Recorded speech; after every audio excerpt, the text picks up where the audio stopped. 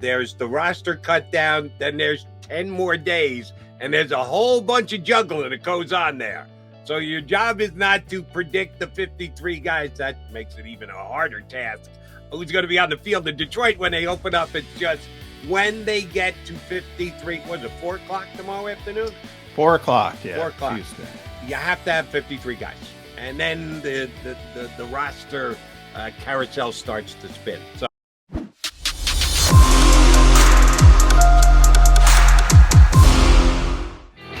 McMullen and McDonald, your Mac and Mac guys here on Birds 365. Appreciate you streaming in with us. All right, Johnny Mac's going to give us his 53-man roster. Now, I will qualify it for you ahead of time, John. John is not predicting that these are the 53 guys who are going to be on the field in Detroit week 1. There's the roster cut down, then there's 10 more days, and there's a whole bunch of juggling that goes on there. So your job is not to predict the 53 guys. That makes it even a harder task. Who's going to be on the field in Detroit when they open up? It's just when they get to 53. Was it 4 o'clock tomorrow afternoon? 4 o'clock, yeah. 4 o'clock. Tuesday. You have to have 53 guys. And then the roster carousel starts to spin. So first things first, let's understand exactly what we're attempting to do here, what we're asking John to do. Here's the way I want to do it, John. Before you name any names, I'm going to go position by position, and I'd like you to tell me how many guys you have at that position. Do you have them broken out in that way, I hope? Yeah, but I'm a little bit different defensively, so we'll get to that. Okay, but, all right, fair enough. Then let's go offense first, get it out of the way. How many quarterbacks? 2. 2. How many running backs? 3. How many offensive linemen? 10. 10. Ooh, that's a good number. All right. So how many tight ends? 3. And how many wide receivers? 5. 5. Only 5. Okay, good. Quarterbacks are easy. Go ahead. Give us a 2. Jalen Hurts and Gardner Minshew. Reed Sinnett, thanks for playing, but you hurt yourself. I would tend to agree. The 3 running backs also pretty obvious. Yeah, Miles Sanders, Kenny Gainwell, Boston Scott, Jason Huntley had the big 67-yard run, but it's what I was talking about. The good, meaningless, the bad, meaningless.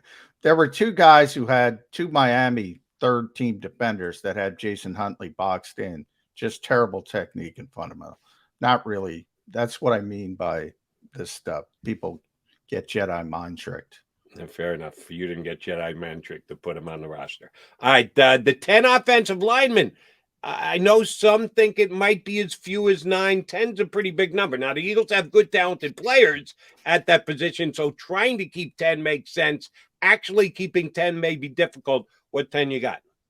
Well, the starters from left to right, Jordan Mailata, Landon Dickerson, Jason Kelsey, Isaac Seumalo, Lane Johnson. Those are obvious. The backups, Cam Jurgens, Jack Driscoll, Andre Dillard, Sua Opeta, and number 10, because of his versatility, Jack Anderson. Yeah, if they keep 10, I think you got the right 10. I'm not sure they can afford to keep 10, but you got the right 10. Well, you hit the nail on the head. I'm not saying 10 show up in Detroit. This is the initial 53. Fair enough. All right, your 5 wide receivers are?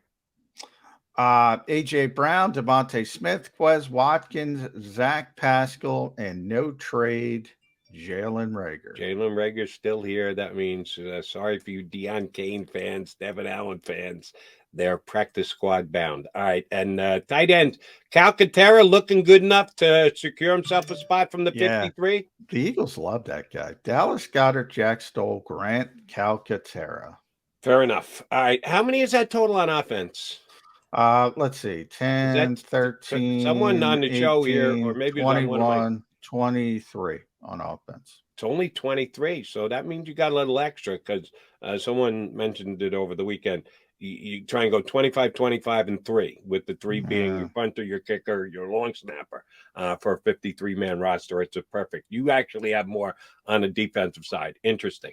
All right, let's start from the back and work our way up, since designating who's a defensive lineman and who's a linebacker is kind of debatable. I'm interested to see how you break it down. Safety. Can they keep only one?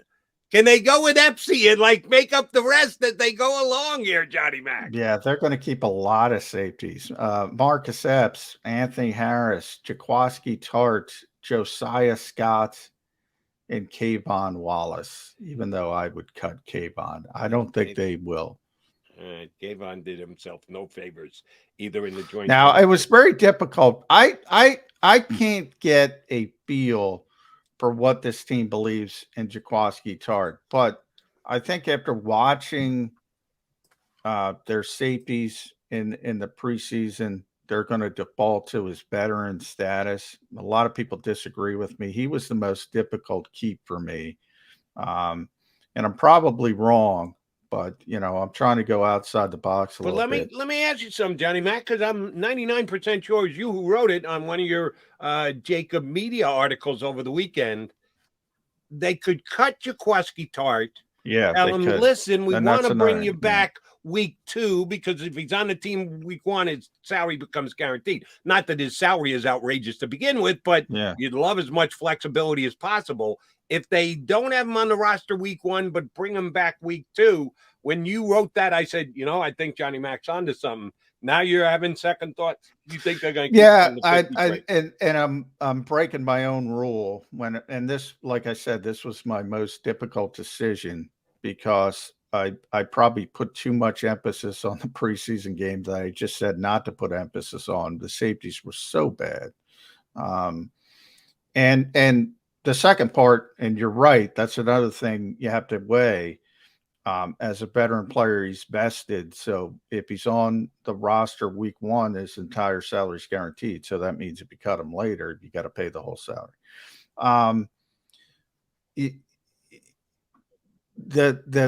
Now, a couple things I thought in the mix. He doesn't have a history with this team. So, Jaquaski might go, they didn't give me a chance. He might be bitter. He might not be agreeable to that type of wink deal.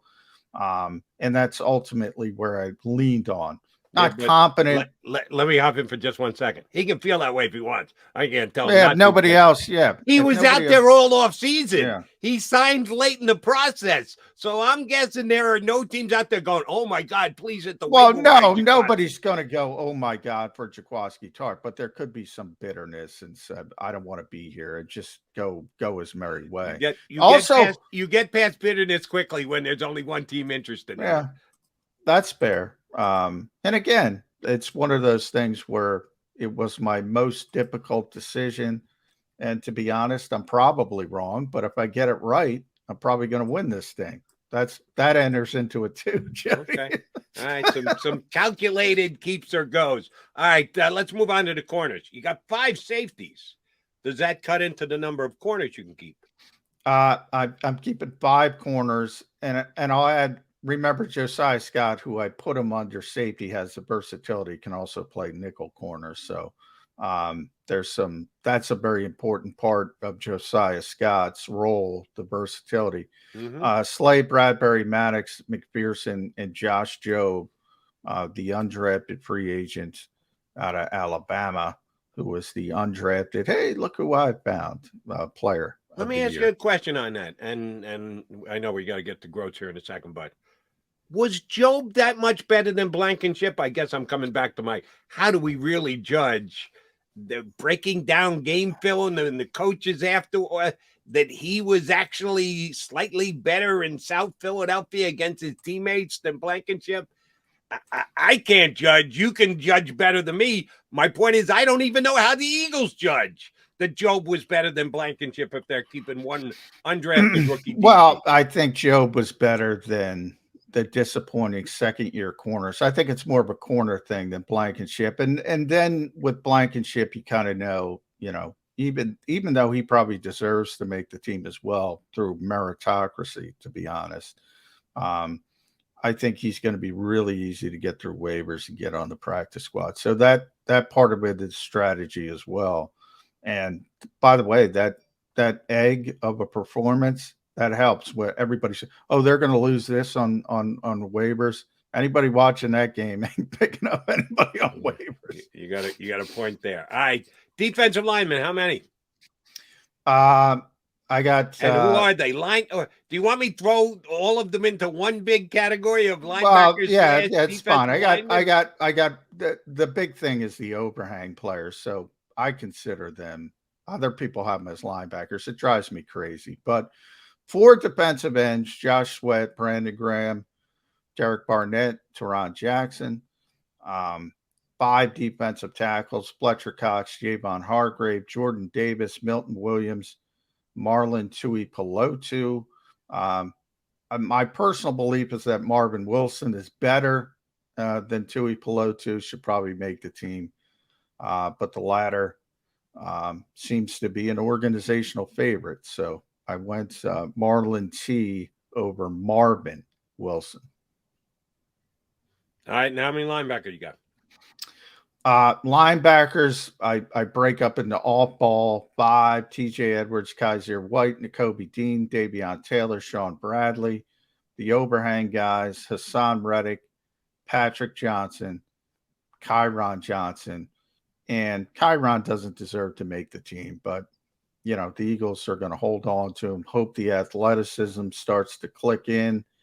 Again, meritocracy, probably shouldn't make the team. They could probably get him on the practice squad, but I think they're going to keep him. That's a lot of front 7 guys. How many of those guys are playing special teams?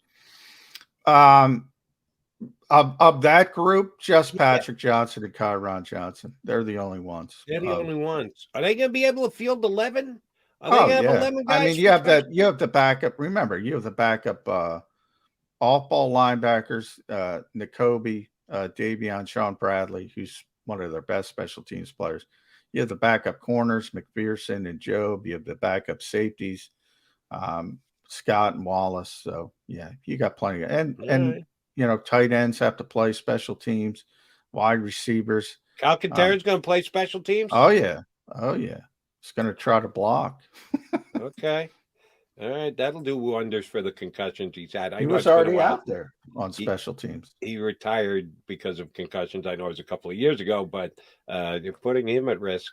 Maybe I'm putting too much emphasis on the fact that he made some nice catches this weekend and looked like a guy who could actually contribute on offense for the Eagles this year. But then you got to take that. And remember that, again, can't say this enough. This is the initial 53, not the group that's going to show up in Detroit. Right. There can be a lot of roster manipulation between tomorrow at 4:00 and Sunday when the season gets underway. All right, Jody Mac, guys, we'll take a quickie timeout, and I'm looking forward to talking to Bob Groats, because when we had him on 2 weeks ago, he was all sunshine and rainbows. Yeah, I sort of almost like didn't me. recognize the guy. Where the hell did my good, cynical Bob Groats go? No, he was all pumped up about this Eagles team.